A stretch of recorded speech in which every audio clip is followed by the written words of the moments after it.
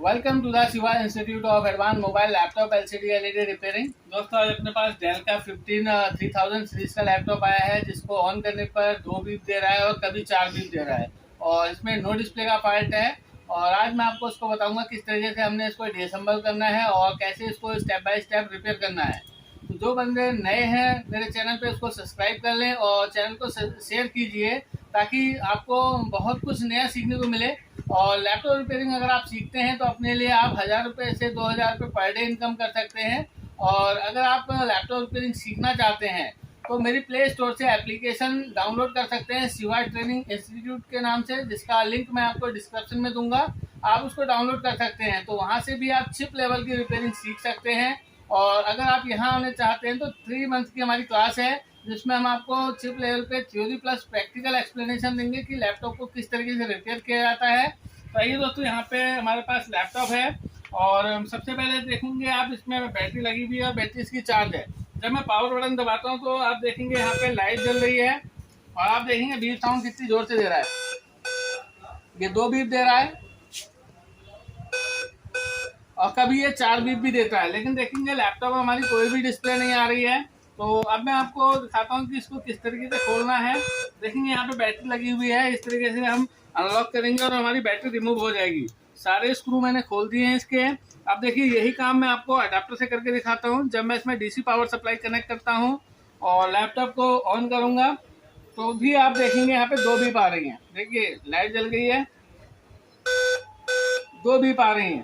तो डेल के चाहे वो कोई सी भी कंपनी के लैपटॉप जो डेल के हैं उनमें बीप साउंड से हमें पता चलता है कि लैपटॉप में क्या प्रॉब्लम हो सकती है। तो देखिए जो ये प्रॉब्लम होती है रैम से रिलेटेड होती है। तो हम इसको सबसे पहले खोलेंगे। देखेंगे यहाँ पे सारे स्क्रू मैंने खोल दिए हैं और आप जब भी लैपटॉप को खोलें तो इस तरीके से एक बास्केट रखें अपने पास। सारा स्पेयर आपने बास्केट में रखना है और ताकि आपका जो स्पेयर है वो कहीं मिस ना हो जाए। और आप देखेंगे इस तरीके से हमने इसके बैक ढक्कन को खोलना है और इसको खोलने के बाद आपने हार्ड डिस्क के कनेक्टर को अनलॉक करना है। आप देखेंगे यहाँ पे हार्ड डिस्क का कनेक्टर का केबल लगा है, बहुत आसानी से इसको निकालना है आपने। और देखेंगे आपकी हार्ड डिस्क रिमूव हो गई है। और इसके बाद मैं इसके बैक को खोलने से पहले कीबोर्ड को बाहर निकालूंगा। देखेंगे यहाँ पे कीबोर्ड को खोलने के लिए आपके पास ओपनर होना चाहिए। इस तरीके से आपने डालेंगे इसके अंदर और यहाँ पे आप देखेंगे साइड में लॉक लगे होते हैं। यहाँ पे देखेंगे बहुत आसानी से आपका कीबोर्ड जो है खुल जाएगा। ये देखेंगे कीबोर्ड को खोलने के लिए आप इस तरीके से हल्का सा ऊपर करेंगे और कीबोर्ड का जो पत्ता है यहाँ पे लॉक लगा हुआ है, इस तरीके से हमारा कीबोर्ड अलग हो जाएगा। और आप देखेंगे यहाँ पे सीडी राइटर के लिए कनेक्टर होता है तो इसको हमने अनलॉक करना है। और यहाँ पे हमारा पावर बटन का कनेक्टर है, इसको भी हम अलग कर लेते हैं। और इसके बाद आप देखेंगे यहाँ पे हमने ओपनर की मदद से इनके जो गैप है यहाँ पे डालने हैं हमने इसको, ताकि हमारा जो बैक है वो खुल जाए। देखेंगे तो आप लैपटॉप रिपेयरिंग सीखिए और आपके हाथ में अगर टेक्निकल स्किल आता है तो आपको किसी के पास नौकरी मांगने की ज़रूरत नहीं है। आप आराम से अपने लिए अच्छा रोजगार कर सकते हैं। तो देखेंगे यहाँ पे हमने इसका बैक जो है खोल दिया है बहुत आसानी से। देखेंगे यहाँ पे स्पीकर लगा हुआ है, इस स्पीकर को अभी हमने चेक करना है इसलिए निकाल लेता हूँ मैं। ये देखेंगे इसका बेस है लैपटॉप का और ये हमारे लैपटॉप का मदरबोर्ड है। तो देखिए यहाँ पे जो 2 बीप और 4 बीप की प्रॉब्लम होती है वो रैम से रिलेटेड होती है। तो आप देखेंगे यहाँ पे रैम लगी है। सबसे पहले हमारा काम यह है कि इस रैम को क्लीन करेंगे और क्लीन करने से यदि हमारी प्रॉब्लम ओके हो जाती है तो ठीक है, नहीं तो फिर देखेंगे क्या करना है। और नहीं तो फिर हम रैम को बदल के भी चेक करेंगे। देखेंगे इस तरीके से आपने बच्चों वाली इरेजर से साफ़ करना है या ब्रश से इसके जो पिन है इनको अच्छे से साफ़ करना है। और साथ के साथ जो आपका रैम स्लॉट है इसको भी आपने क्लीन करना है अच्छे से। तो देखिए यहाँ पे जो रैम लगी है वो रैम है आपकी 4 GB की PC3L है। PC3L रैम लगी हुई है और इस रैम को मैं इसमें लगा देता हूँ। और आप देखेंगे जो ये रैम है DDR3 है। अगर आपको मैं दिखाना चाहूँ जूम पे अगर दिखता है तो देखेंगे यहाँ पे लिखा भी है DDR3 और 1.5 वोल्ट लिखा हुआ है। और आप देखेंगे जो बोर्ड का पार्ट नंबर है, अगर मैं आपको बोर्ड का पार्ट नंबर दिखाऊं तो देखिए यहाँ पे बोर्ड का पार्ट नंबर लिखा हुआ है और जो कि हमारे हीट सिंक के नीचे है। तो अभी मैं आपको दिखाऊंगा बोर्ड का पार्ट नंबर LA B843P है, 8843P है। तो देखिए अब मैं दोबारा से यहाँ पे रैम को लगाता हूँ और अपनी डीसी पावर सप्लाई को कनेक्ट करता हूँ इसमें।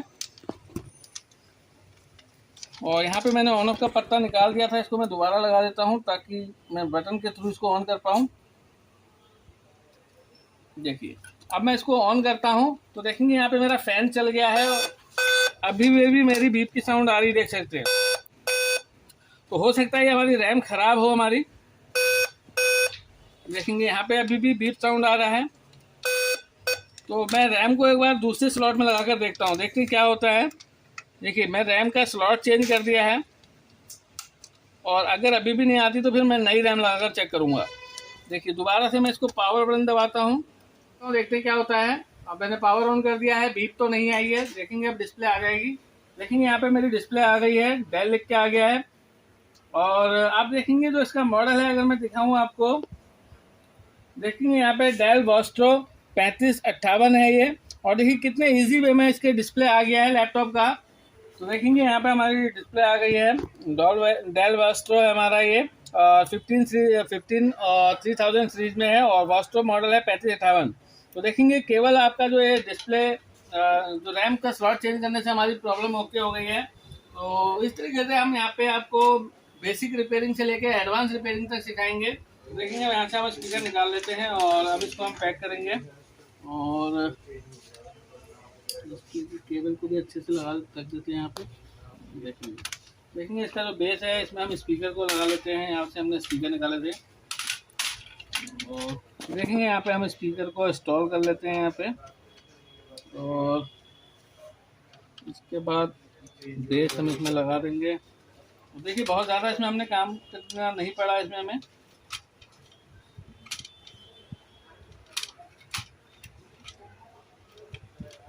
और इस तरीके से इसको हम पैक करके कंप्लीट इसको चेक करेंगे एक बार।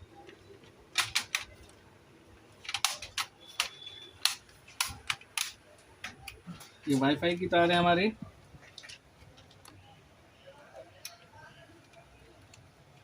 और ये स्पीकर को अच्छे से लगा देंगे। तो देखिए आप नो डिस्प्ले का फॉल्ट कितनी आसानी से रिपेयर हो गया। और इसमें हार्ड डिस्क लगा लेते हैं, अभी चेक करेंगे इसको कंप्लीट।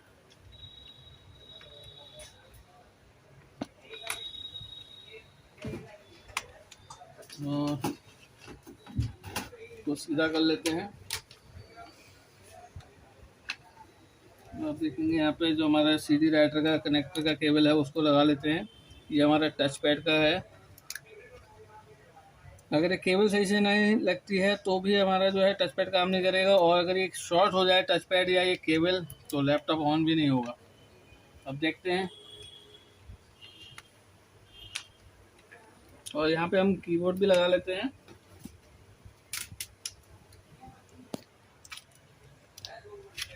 और पावर बटन दबाते हैं, देखते हैं क्या होता है। देखिए लैपटॉप हमारा ऑन हो गया है क्योंकि हम डीसी पावर सप्लाई में जो एम्पेयर आते हैं उसके अकॉर्डिंग हमें पता चल जाता है कि डिस्प्ले आने वाली है कि नहीं आने वाली है। तो देखिए जो हमारी 2 बीप थी वो कितनी आसानी से रिपेयर हो गई है। चैनल को आप सब्सक्राइब कीजिए, शेयर कीजिए। और अगर आप लैपटॉप रिपेयरिंग सीखना चाहते हैं तो नीचे दिए गए डिस्क्रिप्शन को आप डाउनलोड कीजिए।